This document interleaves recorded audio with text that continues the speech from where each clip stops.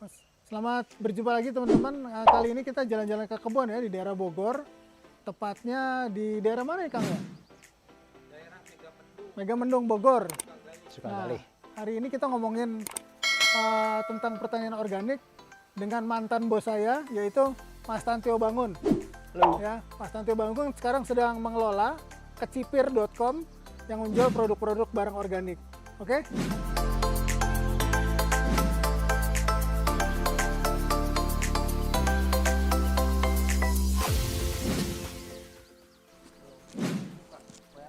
di hutan kan berapa Iya. tahun tuh? Iya ya.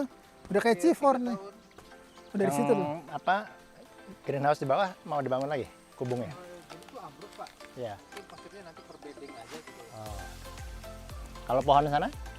Masih, Ah, masih tuh. Makanya cakep Pak dibikin. Oke.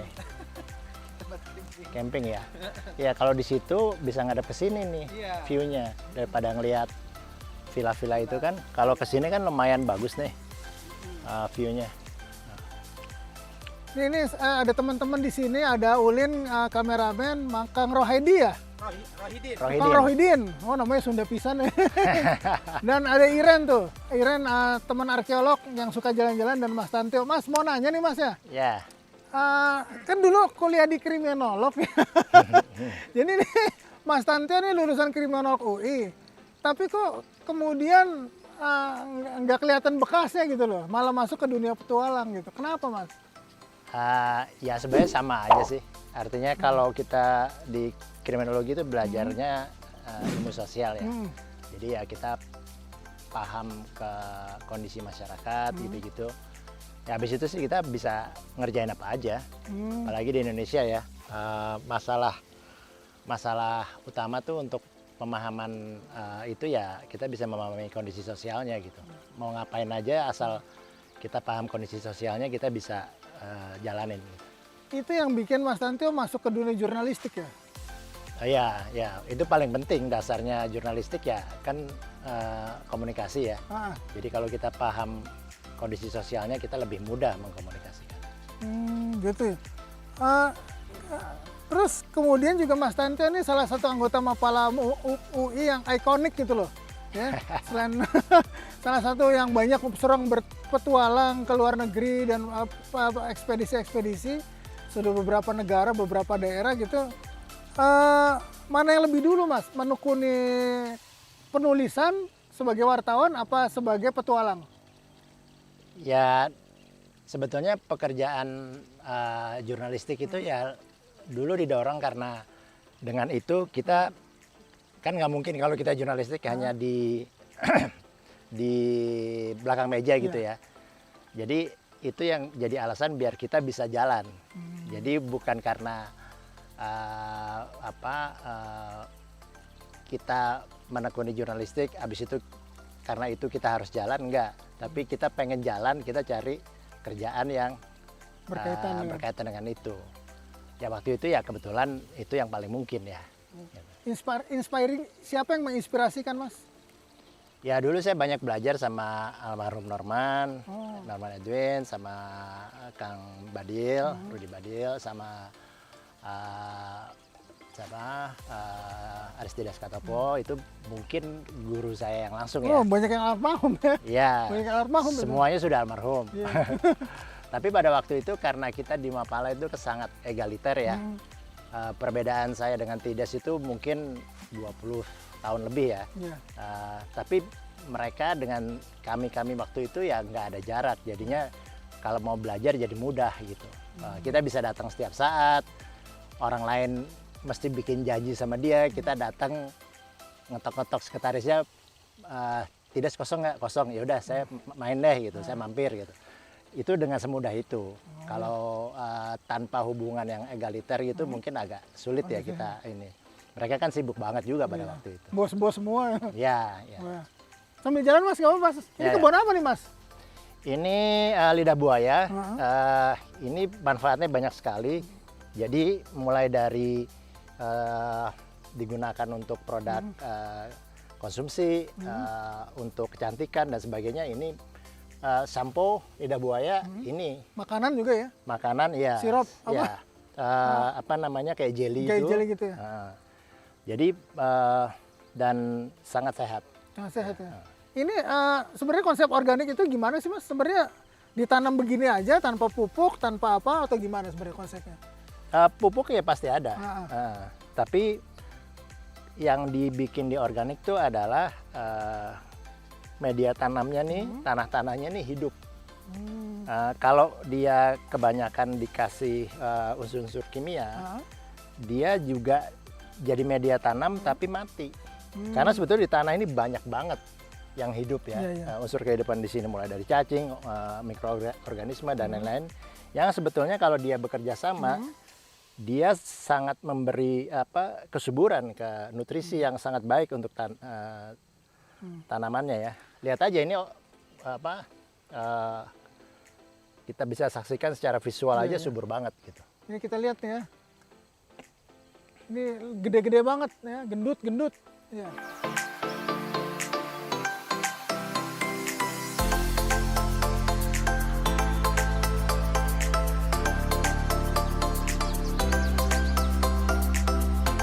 Gendut banget. Ini Mas, kenapa sekarang gitu, dulu kan apakah ada kaitannya gitu, Mas Tantio pernah menjadi pemerhati National Geographic yang fokus sama lingkungan, yang konsen sama lingkungan, dan tanaman organik, ada ini nggak, ada benang merahnya nggak? Ya, saya mulai aktif di organik itu mungkin ya di National Geographic kita belajar banyak soal keberlanjutan ya, soal sustainability gitu. Bagaimana kalau kita ingin cara hidup yang lebih berkelanjutan, itu kita harus melakukan upaya-upaya tertentu. Nah, kemudian setelah dari National Geographic, saya sempat tinggal di Belgia sekitar 4 tahun. Di situ saya bantu satu LSM yang bergerak di bidang pemberdayaan pertanian organik. Nah, saya mengunjungi cukup banyak pertanian organik di Belgia dan Belanda gitu ya. Ya, mereka tuh ya sejahtera banget. Gitu. Oh gitu ya? Tapi bisa dengan cara bertani yang alami. Produksinya juga tinggi. Nah, wajar kalau kita ngiri ya. Jadi kita juga pengen, sementara pada saat saya jadi di National Geographic kan kita juga keliling Indonesia. Kita lihat petani-petani kita juga miskin. Iya gitu. Dan dilihat statistiknya juga petani kita makin menurun. Nah, terus sekarang gimana caranya kalau pertanian dengan metode alami ini bisa sejahtera gitu. Jadi fokus pertama itu sejahtera ya malah ya? Ya, karena kalau dia sejahtera kan anak-anak muda juga mau jadi petani lagi gitu ya. Sekarang anak-anak muda di desa lebih seneng ngojek gitu daripada ini gitu, karena menjadi petani ya buat mereka kurang cool lah gitu. Nggak ya. Gengsi lah, kurang gengsi.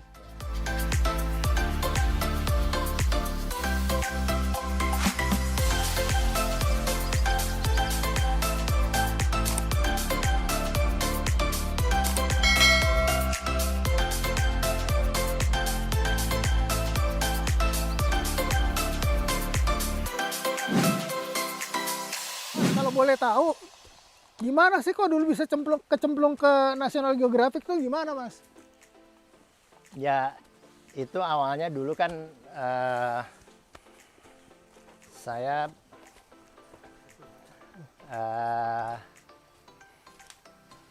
sebagai fotografer ya, artinya saya dulu memang di tahun 90-an itu sudah membantu National Geographic dalam liputan-liputannya ya. Jadi tidak hanya memotret, tapi juga bikin beberapa dokumenter untuk mereka juga. Ngomongin bibitan ya? Oke, boleh. Di sini ya, di atas sini. Oh, sebelah situ? Nah. Terus? Nah, setelah itu tahun 2003 itu saya diminta menghadap Pak Yakob Utama.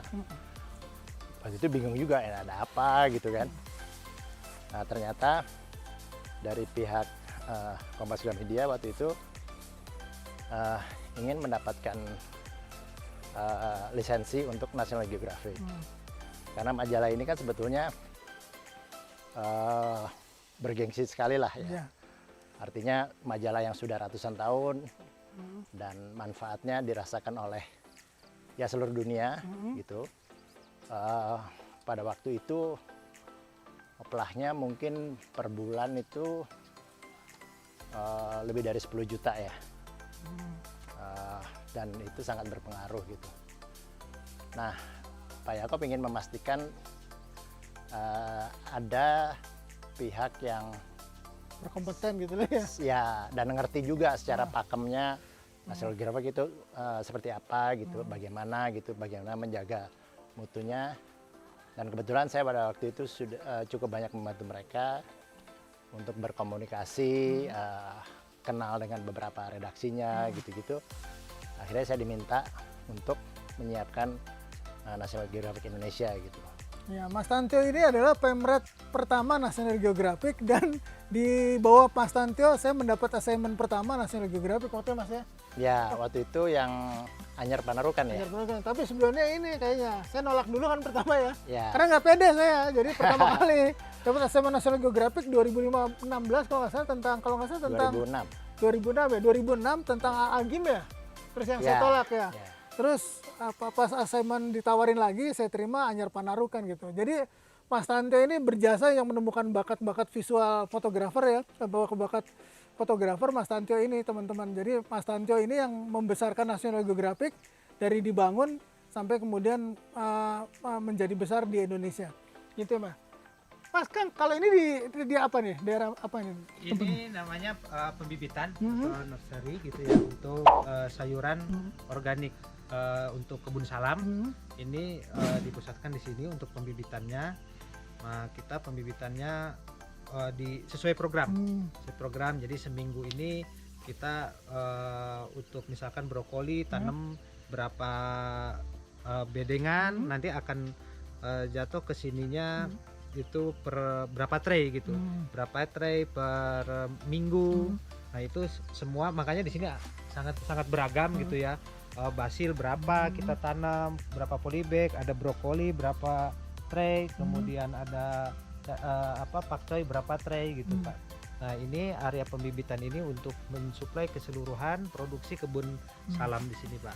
Ini kalau gitu sesuai yang disebut program tuh permintaan pasar gitu ya? Permintaan pasar. Jadi di salam itu salah satunya adalah kecipir. Jadi area pembibitan ini disesuaikan dengan permintaan pasar gitu Pak. Dan itu pun percuma ya, nanam banyak-banyak ada yang beli. Iya, itu percuma juga gitu. Mas Tantio banyak nggak ngambil barang di sana? Berapa? Ya, Kebun Salam adalah salah satu mitra kita yang paling baik ya, ininya kinerjanya gitu ya. Dan ragamnya juga cukup banyak sekali, dan ini sebetulnya relatif belum lama bergabung ke kita, tapi komitmen dari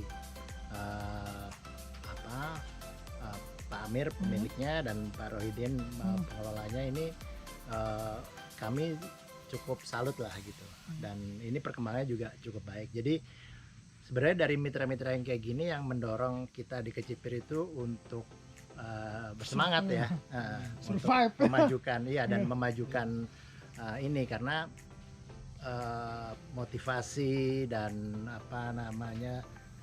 semangat dari teman-teman mitra ini yang kita juga kayak dapet amanah kan, untuk gimana kita bisa bersama-sama memajukan pertanian organik ini buat kesehatan dan kebaikan masyarakat juga gitu. Ini bikin semangat ya. Ini teman-teman kalau mau lihat ini proses pembibitannya ya. Ini ada yang kecil-kecil ini tuh. Ini sama ibu tuh. Inilah sedang apa tuh Bu? Dia lagi pindah tanam itu ya. Hah? Oh, pindah tanam. Wah. Udah lama Bu kerja di sini Bu? Lama. Berapa tahun? 3 tahun. Wah, udah lama ya.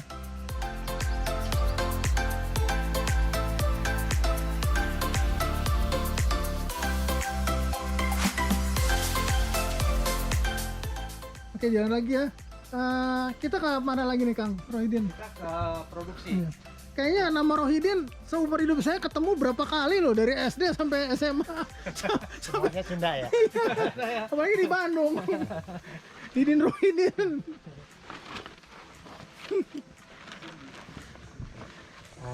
Ini apa nih Mas Anto nih? Daerah apa?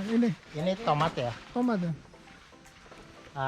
Ya, ini sebetulnya bagus juga kita bisa berbincang-bincang sekaligus di perkebunan pertanian organik ini ya. Karena ya seperti tadi kita bisa lihat prosesnya betul-betul yang organik itu seperti apa. Karena ya saat ini kalau bisa dibilang kita tuh mengalami inflasi organik. Kenapa tuh? Ya, inflasi organik itu jadi dengan adanya maraknya platform digital sekarang, baik itu di e-commerce maupun di media sosial gitu ya.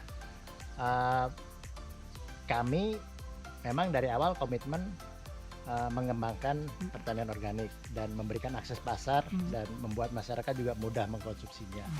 Tapi sekarang di platform digital itu kalau kita mencari organik itu ribuan, puluhan ribu yang mengaku produk organik. Tapi kan organik syaratnya bersertifikat gitu.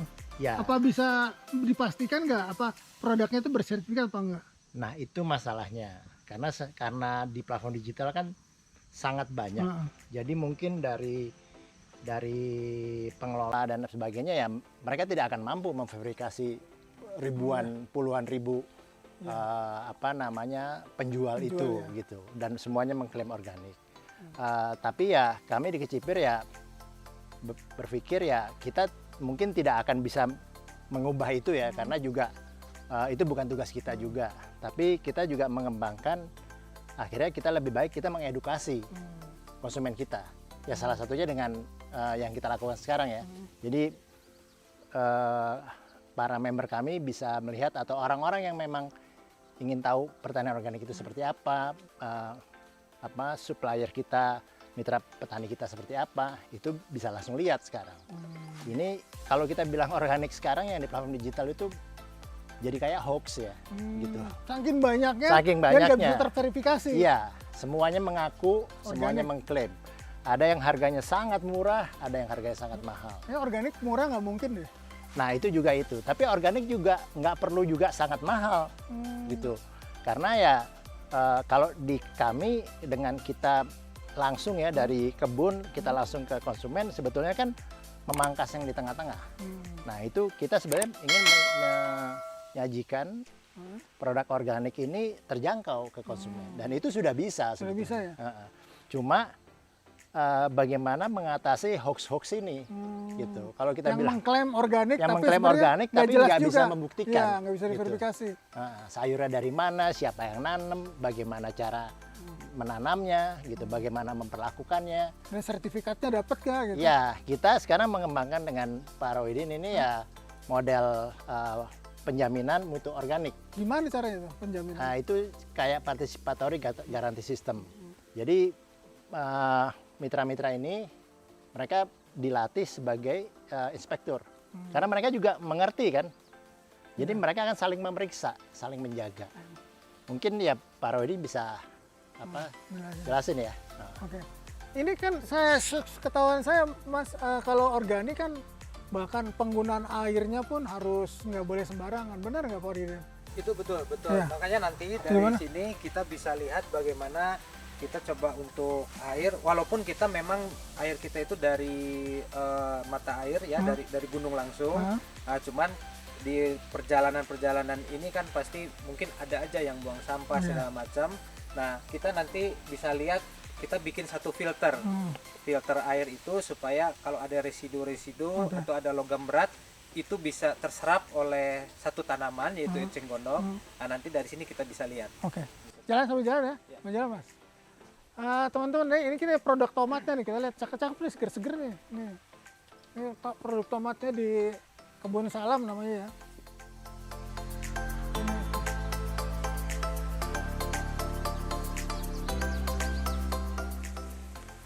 Jadi kayaknya kalau makan Ini bisa nggak usah dicuci ya, langsung makan aja ya, kan nggak ada pestisida ya. Benar nggak Bu? Akang ngapain Bu? Bapak ya? Bapak ya. Oh Bapak. Sugante pakai jilbab Pak, punten. Ini. Jadi kita nggak ragu gitu loh, makan apa? Makan buah, makan tomat ya, makan tomat dari kebun organik tuh, petik tinggal makan aja, ya nggak? Iya. Kita langsung dari kebun. Jadi kan lo makan tomat makanannya nggak usah dicuci lo, karena kan nggak ada pestisida. Iya. Salah satu ciri organik itu beragam gitu. Oh gini ya. Apalagi Jadi ada macam-macam. kalau ini karena di greenhouse, kadang kita sayang ada lahan sejengkal pun kan sayang kalau kosong. Artinya makanya loh kok ini ada macam-macam gitu kan. Karena tadinya awalnya kosong gitu, atau ini masih kecil sayang dibuang gitu. Ya akhirnya ya sudah dibiarkan saja. Jadi dalam gitu. satu baris ini bisa beragam macam-macam. Berapa banyak nih kira yang di garis ini apa aja nih? Minimal 2. Ini aja udah 4 nih. Jadi 4 udah ya? ada 4 ya. Ini apa? Ini bayam bukan? Oh kalau ini liar. Oh, liar. Kalau ini liar. Nah, ini liar. Nah ini kan ada selada cos merah, ini ada selada met, ini ada brokoli, kemudian ada selada keriting merah gitu kan.